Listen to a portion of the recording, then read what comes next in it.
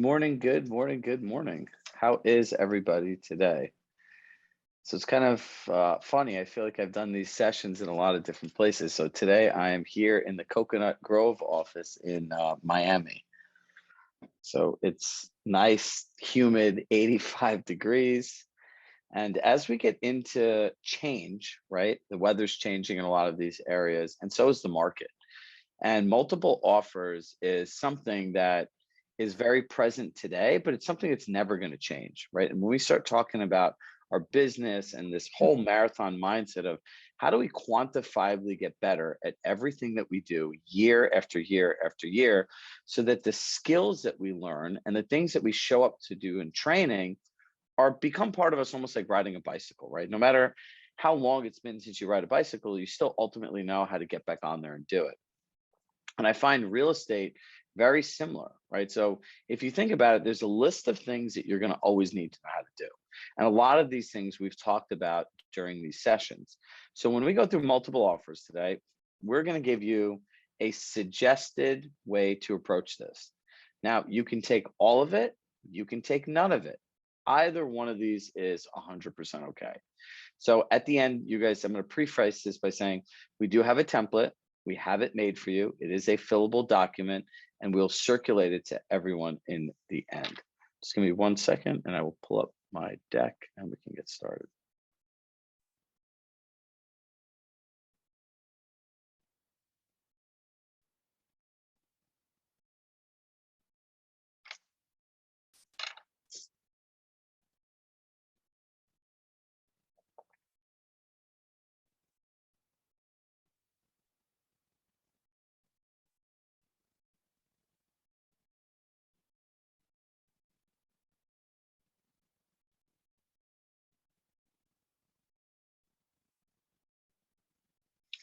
Winning multiple offers. So today's roadmap, we're going to review having effective conversations, having the multiple offer situation, and ultimately winning the bid and an offer template. So, in terms of wins, everyone just drop in the chat really quickly a win that you've had over the last week. And remember, your wins are a way to put yourself in a state of gratitude, as well as inspire your other colleagues on here to go ahead and do something great. I find often when we read through the chat as a team, we look at it after, it's like, hey, look at what they're doing. Look at what they're doing.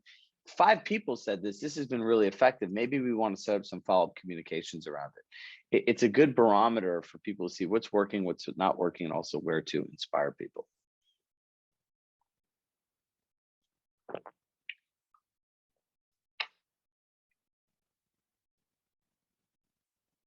Brooke, you want to read a couple of them off?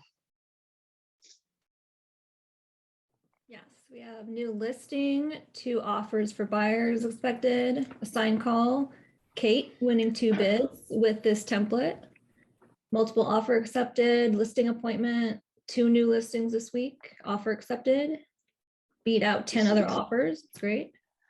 So ultimately, what we want everyone to take is, regardless of what's going on in the economy, the market, inflation, the interest rates, people are still transacting. So again, if you have not had the chance, please reach out and join our accountability sessions.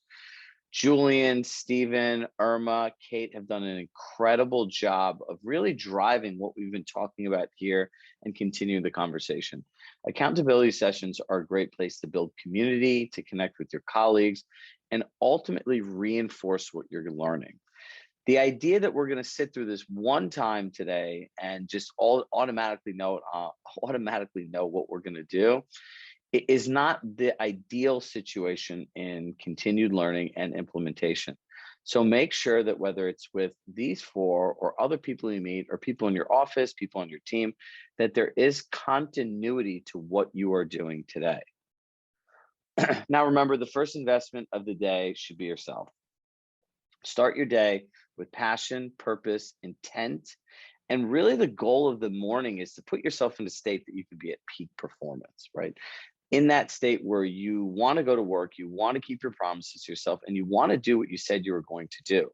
We know that if you're not in the right state, you generally tend to go to either your inbox, busy work, or social media. So let's review the 7 keys to having an effective conversation. Now, I'm going to talk about this today through the context of multiple offers. Now, how much somebody offers, that is always their choice. Now, the person asking the questions controls the conversation. When you have to share the market with somebody in this, is it good to ask them questions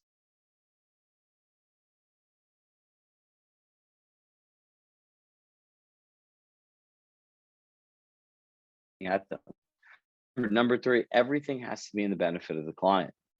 So if what they're doing is not ultimately tied to their motivation, their beliefs, their goals, and it's not in their benefit, it's not something they're going to do. Number four, always be in agreement with the client. If you suggest an offer price and the client says, well, I feel that that's completely too much money to offer, do not say, well, if you want to win this home, this is what it's going to take. Get into rephrasing that. And it's saying, based on the market data and what other buyers are willing to pay, what do you want to pay for this home? If you were a seller and you had access to the same information, would you accept that offer? No. So what do you think based on that would be in your benefit? Get used to facilitating a dialogue versus telling people how to think and feel. Now, no telling, no explaining, no being combative. If you get into the, well, this is what it takes, like there's a better, more effective way of doing that. Listen, multiple offers is driven on data, forecasting what's ahead of the market, and really helping people understand, is this going to fit into their short-term and long-term goals? I can say for myself personally, if I wanted to live in a house, I wouldn't care if I had to overpay for it, because what I'm going to get out of living a house far exceeds 10, 20, 50, $100,000 in a mortgage payment. But that's me. Now, there are probably 80 other people here who all have 80 different opinions. Number six, never show that you're attached to any one outcome. If the buyers feel that you're too attached to having them pay, they will not pay just because they're feeling that resistance. Number seven, what they choose to do does not mean you have to make a compromise. Now, if they ask you to cut your commission or do something because they have to pay more money, you're not in the business of being an investor with them in their property. That's not your job. If you choose to cut your commission, make sure it's a strategic choice. You know, if you brought somebody out to 140 houses and this is the only house they want, you might have to make a concession. You're literally paying to have your time back. So those are the seven effective keys. Those are the seven keys to having an effective conversation. Now, let's get into multiple offers. The first thing that we all need to do is prepare our clients for the conversation, right? And we need to be prepared before this even begins. Now, when you start thinking about preparing for the multiple offer conversation, there's some key data points that you want to know. If your clients are looking in our area, how many days on the market does the average home last? Now, here's another really important fact. The average time from when the house hits the market to the highest and best. A lot of us have a hard time keeping schedules because their clients like, well, if I don't get in that day, I'm not going to get the house. That's not the case in most places. If people know that their house is going to get bid up and the house comes on a Thursday, they might not take multiple offers till Monday. Or if it comes on a Monday, they might not do it till Wednesday. So make sure and go do your research and look at how many days is this apart? How many homes did they just not do it? And then when you're speaking with buyers, you have real data, right? I don't think most agents say, you know, in this neighborhood, 80% of the houses go into multiple offers. Out of those, 60% of them have a 3-day turnaround. 40% of them actually make a decision in a day. So this is information that buyers need to know to wrap their head around what they're doing. And the fourth data point is the percentage of sold via cash versus financing, right? You want to understand in this market, what percentage of the homes are selling in cash and ultimately what percent are selling in financing. That is a very, very, very, very, very, very, I can't say it enough, important number to know, because agents are getting into these situations, I'm finding, where they're advising their buyers to do everything in multiple offers and they still get beat out on cash. Where if you don't have this conversation the right way in the beginning, The clients start to think it's the agent and the strategy, not the market. In a heavy cash area, we can do everything we can do, and still the seller could still take another offer, right? Now think about this. There's some areas that I've seen across the country, 90% of the homes are selling in cash. So as a buyer, we can do, and the seller, we can do everything we can do, and the seller could still not take our offer. Hit yes if that's happened to you, that you've advised your buyer, they've gone up in the price, and ultimately it still didn't happen.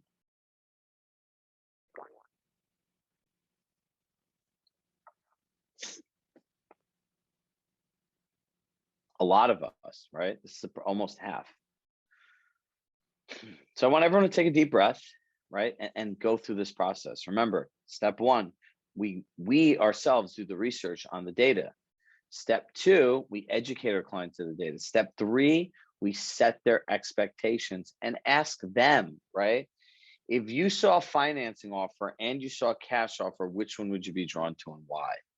And walk them through the scenario. Go to an old listing and actually show them a cash offer, right? And say, look, if you saw this in cash and somebody offered you $20,000 more, what would you take and why? Remember, the more uncertainty there is in the economy, the world, and markets, the more people are going to lean towards cash. So it's very important to pre-frame this so your clients don't abandon you later in the transaction. Now, there's this concept called positional bartering. I'm going to stop my screen for a second so we could talk about this. Does anyone know what positional bartering is?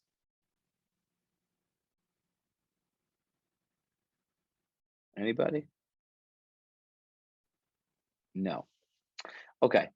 Do you feel that people's homes are something that they value more than money for the most part? Hit yes or no.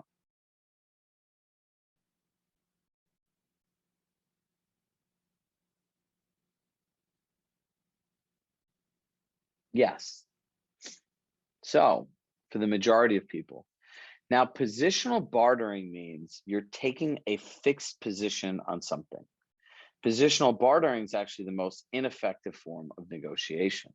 So think about it. When you're offering somebody money on a house, what are you really telling them? I want to pay $1.2 million for your home. I'll put 20% down, 10% at contract, close in 30 days, no contingencies. Here's my agent's name. Here's my name. And here's a pre-approval letter from some person you've never met before that says I have all this money. Is that the information you want really to make a big decision? Is that the information that most real estate agents give? Yes. And what does that do for a seller? Nothing good.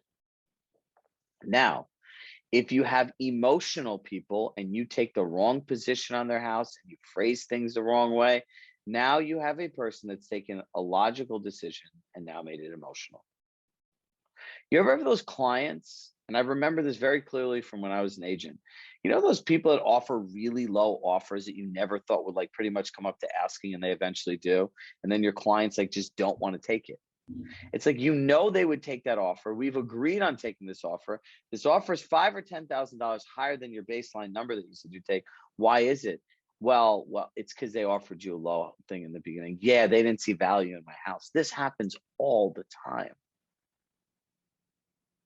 So we're going to show you today how to get out of positional bartering. You know, my goal is that after today, what success looks like is that you never do anything like this again.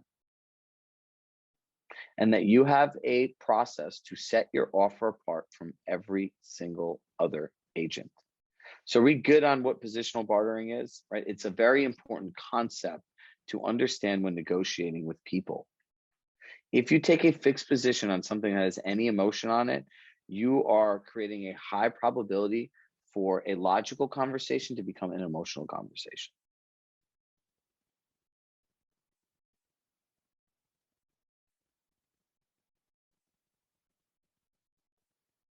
Now, creating uncertainty. Now, like I said, when we share information with clients about an offer, a lot of this really creates uncertainty, right? If somebody's saying, if myself and Brooke are buying a property, and what do you really know about us? That we have 10% to put down a contract? That John from Wells Fargo says we can afford $1.2 million and we can close in 30 days. So not only have I taken a position on these people's house, I've given them very vague information. And when you look at the difference in multiple offers, certainty creates clarity and clarity creates confidence.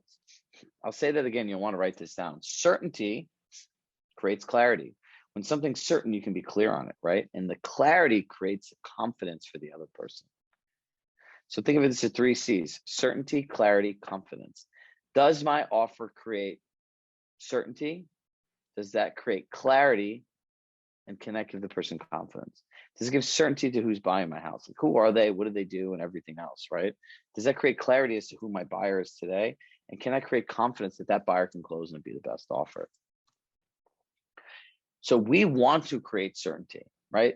If someone was buying something from me and those financing, I would love to know who they were, where they worked, potentially how long they've been there, what their credit score is, right? Something about their finances, if they have adequate reserves or they're able to get the loan. Our job is creating certainty for our buyers in the way that we present them in a multiple offer situation, the way that we present them to any person in general.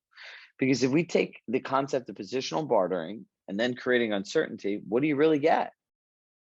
You get clients that are confused.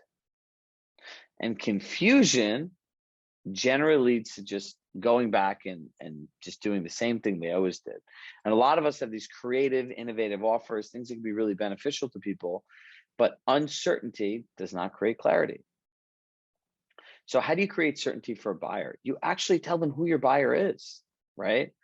I would, if I was on there, would say Chirag Shah, business coach, 800 plus credit score, annual income of blank, right? You put all this stuff in and you really build a profile of who your client is. Now, the other one is asking the listing agent great questions. Now, one of the things that we find agents do most effective is, one, just introduce yourself to your colleagues, right? And look, there are some agents that are not nice, right? Let's just be clear about that. That doesn't mean you shouldn't do this. It just means that's just who those people are. Great. If you want to make an offer, just give me a call. Other people are like, oh, it's nice to speak with you. And I always like to ask them, obviously, I know your job, Kate, is to get your client the best price. Is there anything else that's important to your client in this transaction aside from the highest price? And that is a good nugget to get. Is there anything valuable to your client besides the highest price? And those are the little nuances that people want. Rent backs. They want to take things from the house. There could be a variety of different things in this scenario. Now, let's walk through an offer. Who has seen an offer like this? By the way, this is an actual real offer for highest and best. My clients have decided to increase their offer to $788,000, $831,000 with 30% down, 15% of contract, 15% of closing. They have nothing to sell for their purchase and can close ASAP. They love this house and are ready to move quickly. This offer is contingent upon a home inspection, mortgage, and clear title. Please see the attached pre-approval, proof of funds for down payment, and the letter to the sellers. Attorney information is below. Let me ask you this. If your client knew this is what you're getting paid $10,000, $20,000, $30,000 to do, would they want to pay you money? Raise your hand if you see offers like that every day. And this is why people don't like real estate agents. This is it. Who would send something like that? By the way, yeah, Diane, you're right. And they texted as well. I would say this was last year. I'll share a funny story with you guys. Last year, I had a client contact me, and I had bought and sold 4 houses with this woman. And she contacts me, says, hi, how are you? Hey, it's ID, it's Shrag, blah, blah, blah. So she says, Shrag, it's ID. I start talking to her. She goes, you remember that house on Sunrise Lane? I said, yes, the one that I found flooding and that you had to have the whole thing gutted and you've been paying $30,000 in taxes for it for the last 3.5 years. She goes, yeah. She goes, okay, they're done with the construction. I'm ready to sell it. And I go, and I listened and I told her nicely, I go, look, I don't live in Westchester anymore. I moved to Westport, Connecticut. I have this great coaching business. Like I'm really busy and everything else. So, I'm not the right person to do this. I don't have time during the day. I'm not going to be able to, like, I pretty much told her I'm going to do a bad job, right? Like I don't have the availability to do this. So she turns around and asks me, she goes, can I ask you a question? She's like, you promised you'd sell my house. And she's like, I trust you. I'm like, I know, but I don't even live there. I live like an hour away and I'm never going. I'm not doing an open house, I'm not meeting anyone there. So she goes, let me ask you a question. She goes, do you got a New York State real estate license? I go, yes, I still have my license. She goes, then you're a liar. I'm like, a liar? I'm like, what? She goes, you promised me you would sell the house. I don't trust any other brokers. She goes, I don't care who has to help you. She goes, you could list the house and I promise you I'll never call you one time, but I trust you get me the best price. So this woman bamboozled me into doing this, right? And let me tell you, in going through this, in being a coach and also doing the deal and having sold real estate, the house ended up going to highest and best. Out of the 12 offers we got, 4 of them were texted to me. And the other 7 were like what like Kate had pretty much. And I'm like, I would forward them the offer. And she goes, and the first email she wrote back, she goes, this is why I don't work with other brokers. She goes, what the hell is this? It's like work for the seller to do it. So the reason I share this with you is the bar here is very low. And as we're planning for the future, we all need to plan for a world that we're going to have to sell this service. I want you to think about working with buyers and multiple offers as if someone was paying you for it, right? It's like, why would someone pay for the Ritz-Carlton versus the Holiday Inn Express? There's a quantifiable value in the way they do business, the way they offer service, and we're all going to go through this the same way, right? It literally, the bar is so low and people have gotten so lazy. And so now if you think about this, consumer shifts, right? These people have access to more information. They know that they have to overpay for a house in their mind, right? So then it's like, well, why do I need an agent? I could find the property online. I could contact a listing agent. There's a perception that they'll just cut the commission and take my price so they could do both, right? It's in their best interest. And then you start sending cockamamie stuff like this. Now we're all really screwed. And this crazy part is these are grown adults doing stuff like this, right? Like these are people with common sense that have family. Like I don't understand it, but that's fine. The only thing that we need to understand is this is where our opportunity is. So now let's talk about this, right? Look at our scenario. We have done the research and we know the market inside and out, correct? Everyone nod their head yes. Now we've sat down with our clients and presented the entire market to them of what's going on and everything else. So we followed those effective rules of communication and we've asked some questions. We've had them share the market in their own words. We're all on the same page. We have grounded their expectations that if they have financing, they still might lose and that's okay. And by the way, in that conversation, you could say, if someone was offering you cash and 2 offers are the same, what would make you want to take a financing offer? And they'll eventually come on their own that they have to pay a lot more than the cash to make the client make it worth their while. And now you're here, right? Now we have to build the offer together, right? So let me show you this. Are we all on the same page here as to what we do up until now? All right, good. It's very important that today you leave with comfort, confidence, clarity, certainty on how to do this going forward. I will say this till my face turns blue. I love seeing you all, and I pray always that all the black screens will turn on one day. But what I really care about is that what you take and you spend the time here doing, you actually do in your business. It's meaningless unless it shows up, right? So our goal is to get you from here to here. And that gap is all the information. It's the templates to do it. It's the accountability groups. It's the follow through. It's the continuity. It's what's missing, quite frankly, in all real estate training, right? Like you learn training, but what do you do after? All right, let's go through this.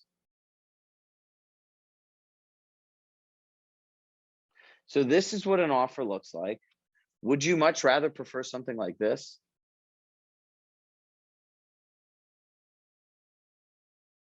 So let me walk you through these three things. Now, this cover letter is actually made with a lot of psychology. So I could say, Dear Jane, thank you for allowing, notice that word, my clients to present their offer and answering all of her questions. As soon as somebody reads the word allowing, who do they think is in control? They do, right? So this automatically, subconsciously makes a person think like they're in control. My clients understand that your clients want bullet points, right? Because you got to remember, someone might look at this on a phone. Smooth and easy closing, buyers with excellent financials, reasonable market price, and nothing to sell. Isn't that what every seller wants? And now we put that as those bullet points. I'd like to introduce my buyer. Buyer one or buyer two, job description, length of employment, salary, plus credit score. If you have great buyers, this is what you need to do. Now, down payment amount, you could put that. Lender information, put the lender's cell phone number and say, Phil from Bank Popular Bank has our clients have agreed and instructed their mortgage lender to speak with you freely about any details about their application, as they're confident in their financing at this time. And you put the person's information. If you're in a state that allows a personal note, I would put a few bullet points on it. Now, notice this is an offer to purchase. 1,350,000. You notice I put in parentheses $50,000 above asking. I would put that in bold. 20%, the whole thing at contract signing instead of both. I'd put that in bold. Closing at seller's request.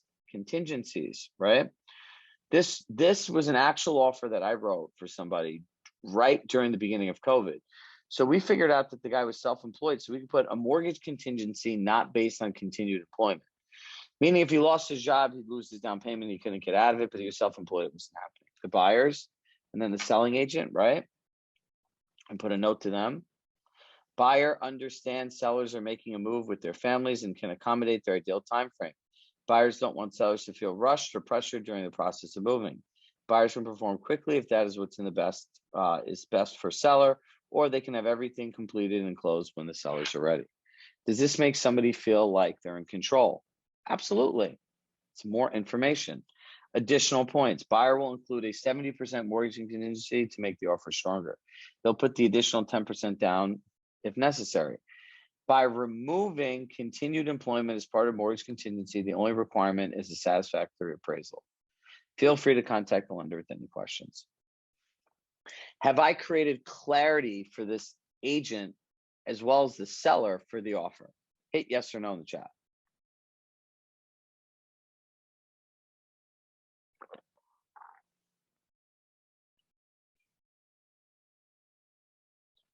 Now the last page. I can't always assume that the listing agent is going to do my job the way that I'd like to. So we put a note together to the actual agent. Thank you for taking the time to answer all of our questions and providing us with the information necessary to make an offer. The buyers sort out every detail and make the seller easier. The down payment, mortgage, the security of continuous employment, the offer amount.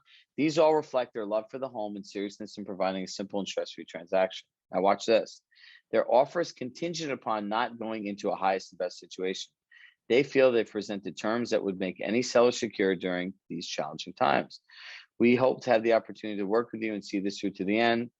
We all view this as a collaboration, and if there's any questions, concerns, requests, we have an open line of communication. The buyers have spoken to the lender and feel free to contact him if you have any questions. They have a combined income of $450,000+, adequate cash reserves. We'll have no issues with closing on the home. Looking forward to hearing from you. Now, which one would you rather have?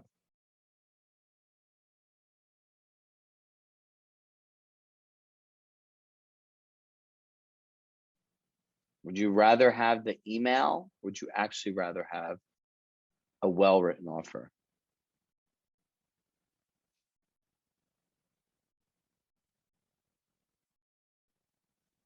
Lots of yeses.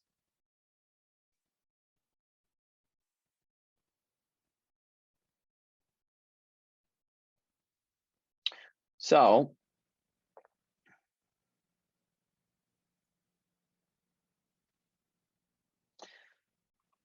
this is the art of multiple offers. So as someone's asking about like the 70%, the continuous employment, these are all negotiation tactics. And so here's a couple other things. We all have to learn Adobe because you need to combine this into one PDF. If not, there's sketchy agents that will take one part out of this and not share all, right? You can also lock PDFs so they can't undo them. Correct, Kate? This is about applying strategy.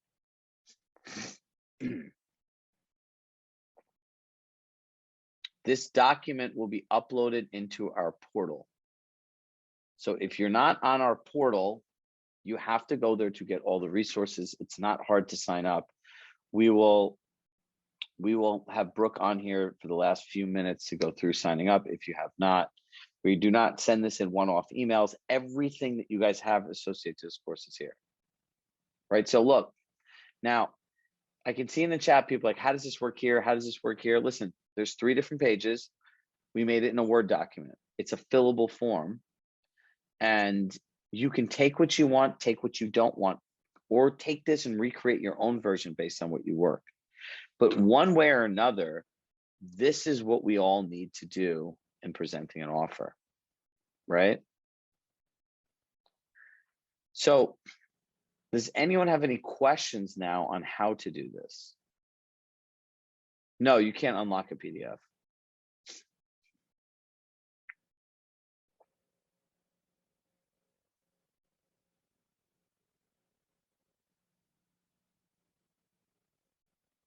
I don't know what CTM is, but if not, I would send the cover letter to the agent and hope that they share it with the client.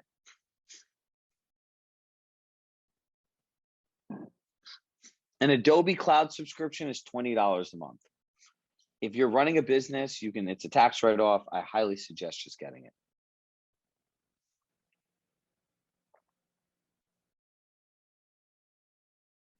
What's the time for submitting the highest and best offer?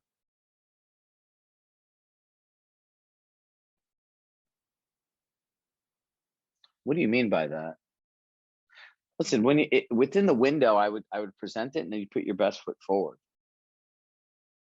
I choose Adobe just because it's like the OG PDF program and it has like the most different options.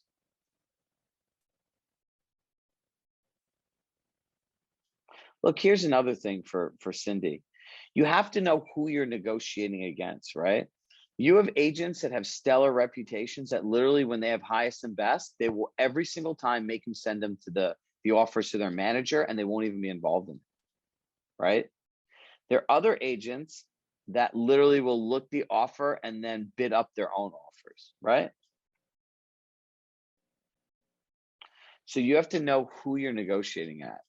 But in simple terms, if you break this down to 3 ways, page 1's a cover letter that outlines the outline of offer, client profile. Page 2, the offer, detailed version of the offer. Page 3, you recap the offer and you create a rapport amongst the agent and sets a tone to the deal.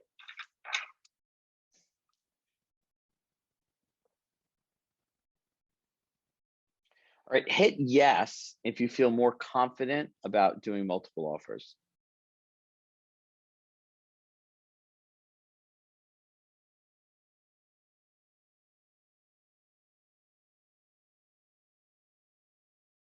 All right, good. So then this, we would say, mission accomplished. So let me just show you this template really quick.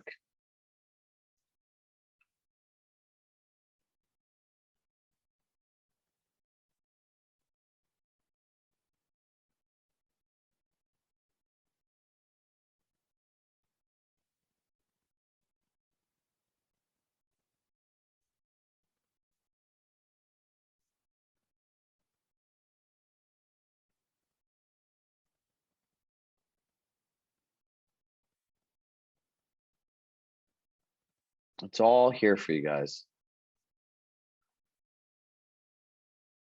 So there's samples and everything else, and we'll upload this Brooke, let's get this uploaded today for them, right? So we have 2 sessions, there's 9, there's 12, and we'll get this uploaded in the afternoon.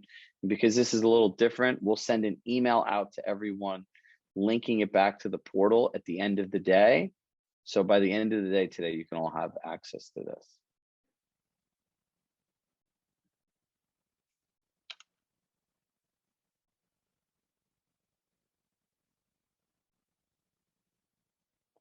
All right, so we are all in a good place. Now, a couple other things before we just do a couple questions. I'm sure a lot of you have seen some emails from us, other people talking about our new coaching program, the playbook, right? It's kind of what's next. And I'll tell you a little bit about it today. I don't want to go through much detail, but we have some time. Pretty much where this ends, right? It'll be a good continuation, but we have a special offer for all of you. So you can learn more about it, but pretty much what it is, I've learned in doing thousands of these coaching sessions, what's missing in real estate. And this is really interesting. There's this concept of coaching backwards and there's this concept of coaching forwards, right? So if we look at these 3 parts, right? Building inventory, working with buyers, working with sellers, is that going backwards or is that going forwards? It's going backwards, right? It's like things that we have not done that we know we need to do, we learn them and we do them, right? And that's anything, like whether you go to a CRM course, a building your team course, utilizing technology course, right? Like how am I going to do leads, handle objections, a lot of these things, it's all coaching backwards. It's things that we want to do in our business. We've hit a certain point and now we want to do this. But the challenge is pure honesty. Yep.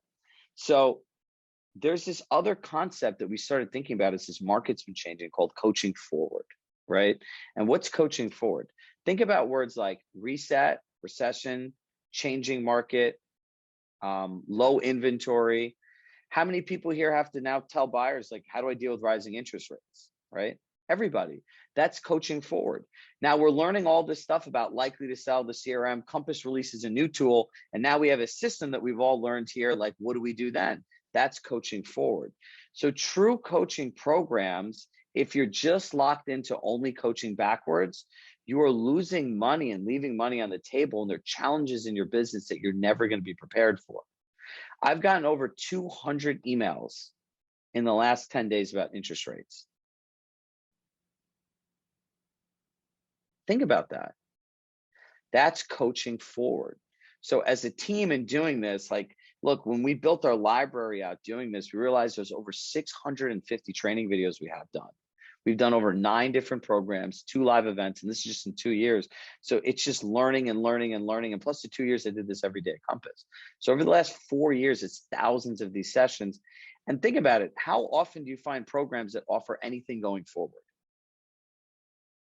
So I believe the next world of coaching includes all of the things backwards in multiple different areas because your business is fluid, as well as forward, someone on an ongoing basis is going to provide agents upgraded training based on real time.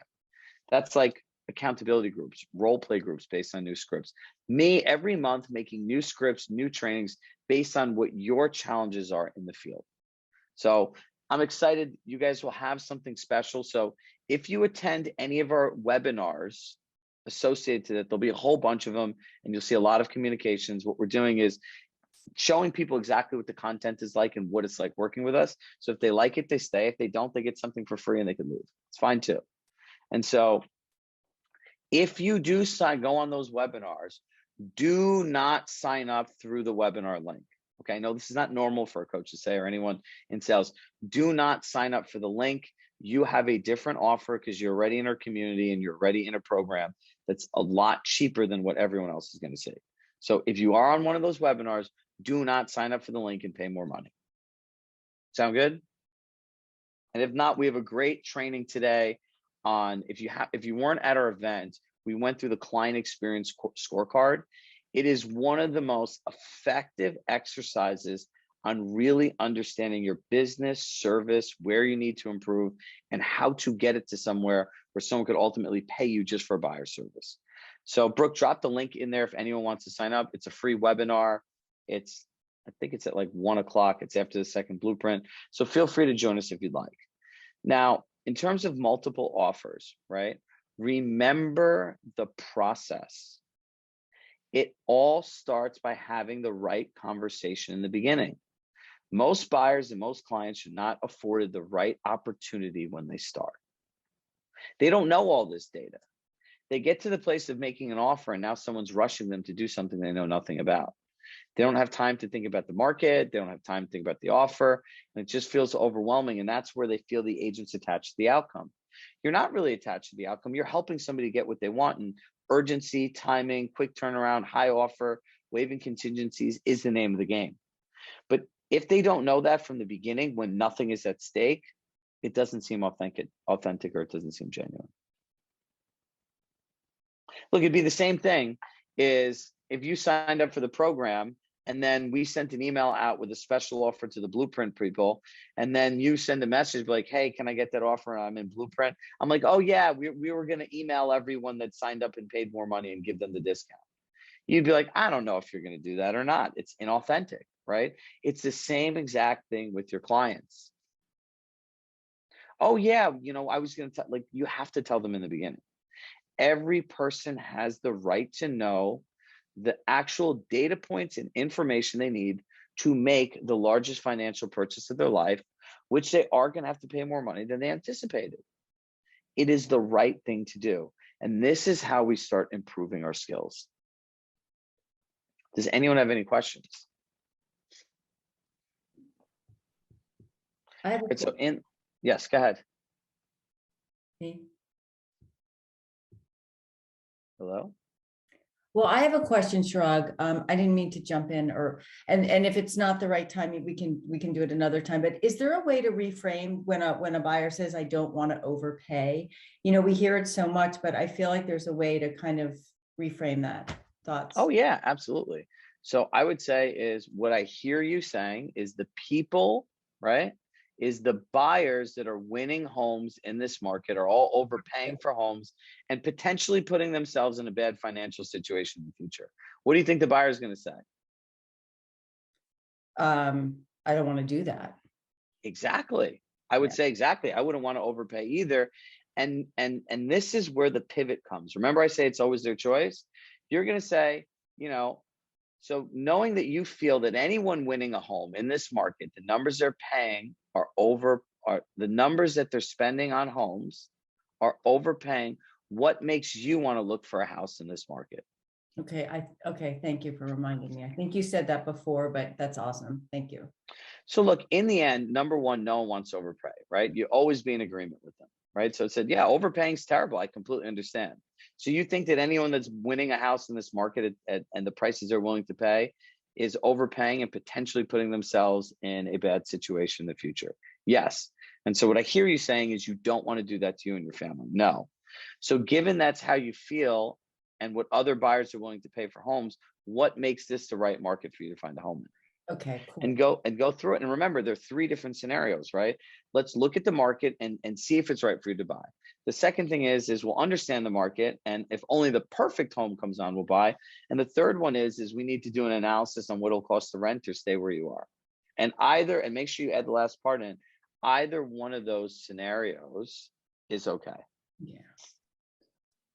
Thank you. I have a question as well, and you'll let me know if you could take this.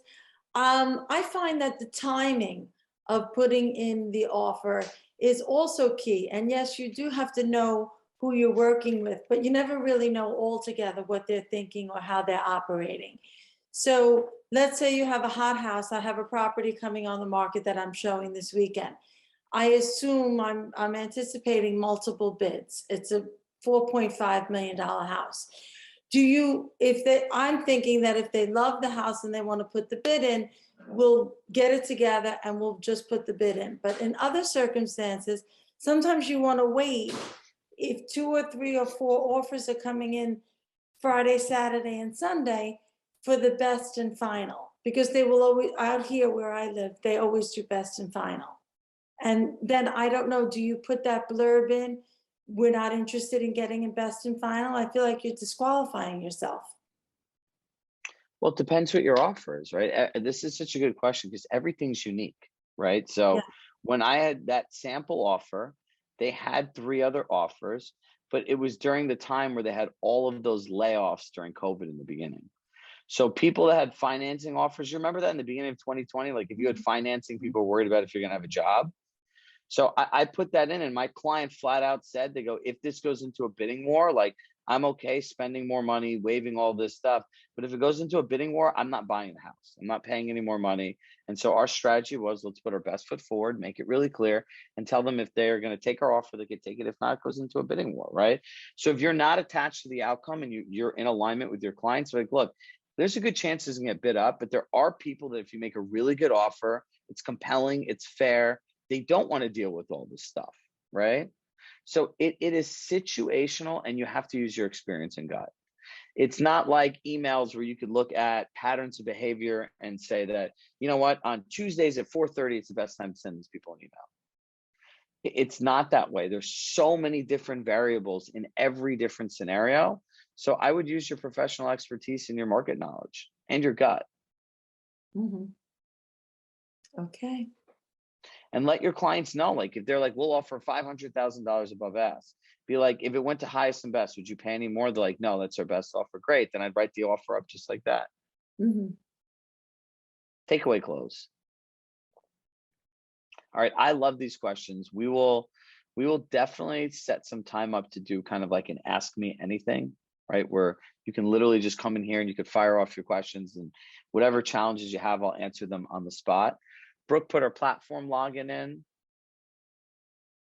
and so she'll stay on for a few minutes to get on the platform.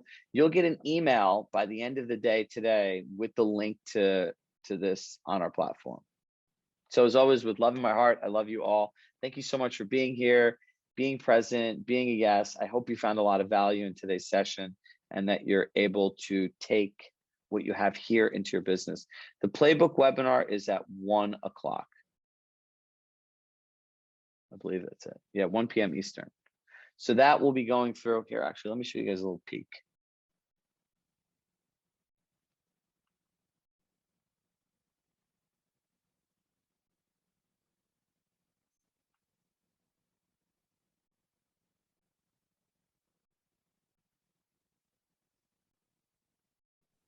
We need to meet Kim's dog. Kim's dog? If you can't see the puppy in the screen, she is having so much fun. Kim Kelly, Orange County. You have to, I don't know how we get her to the top of the screen. Kim, if you talk, we'll be able to see your doggy. Oh yeah, these guys go crazy in the morning. They're waiting for their breakfast. That's Jack. I've got Johnny Cash on the other side over here. Let's see. Okay, here, let me show you this all quickly. So this is a buyer, this is a customer experience scorecard. So it's really understanding all the parts of your buyer experience and understanding how to grade them, what goes into each part, and where you need to improve your client experience. So that's just what we're going to go through today at 1 o'clock. If you'd like to join, feel free. And look, I hope that you have some time blocked in your calendar within the rest of this week or early next week to go through the template, to put it together, go back to a past offer. Yes, 1 p.m. Eastern. Go back to a past offer that you wrote and kind of fill it in and start getting comfortable doing this and asking your clients these questions. So Brooke, I'll leave Brooke on here to show everyone how to get on the platform, and I will see you all at 1.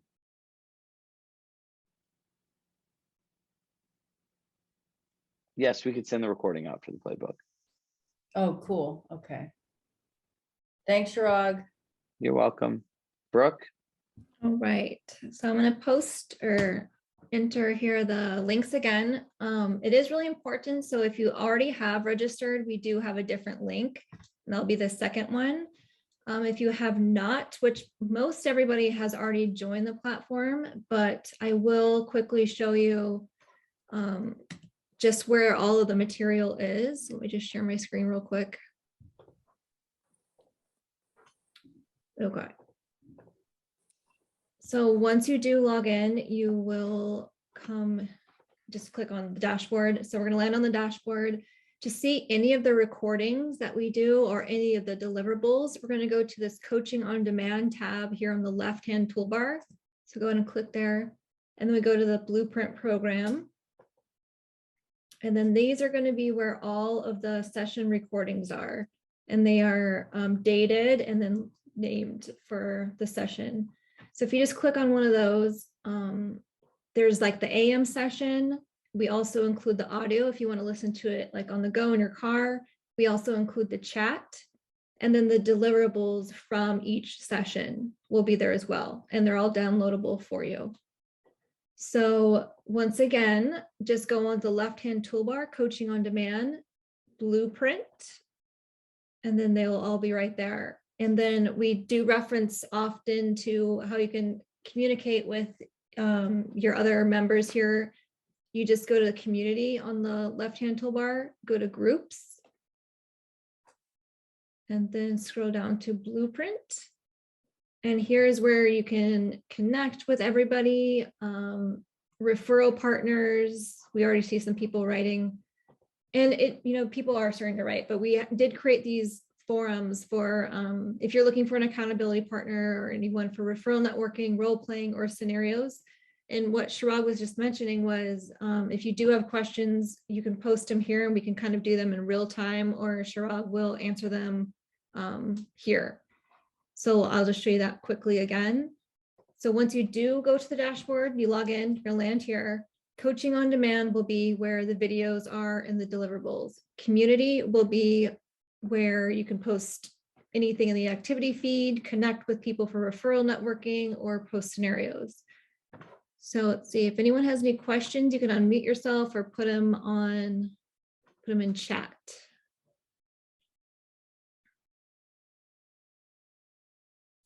Usually it will be 30 to 60 days after the program ends.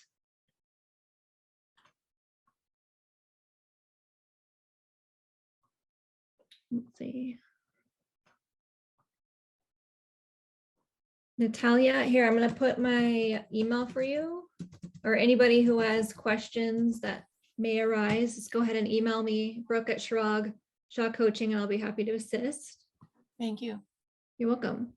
Well, if there's no other questions, we will see you later this afternoon or at the webinar. Have a great day. Can you tell us, we're in California and a lot of the training is clashing with what we're doing here. Is there going to be a, is the training going to be recorded today at 1 or? Yes, the webinar will be recorded. Yes.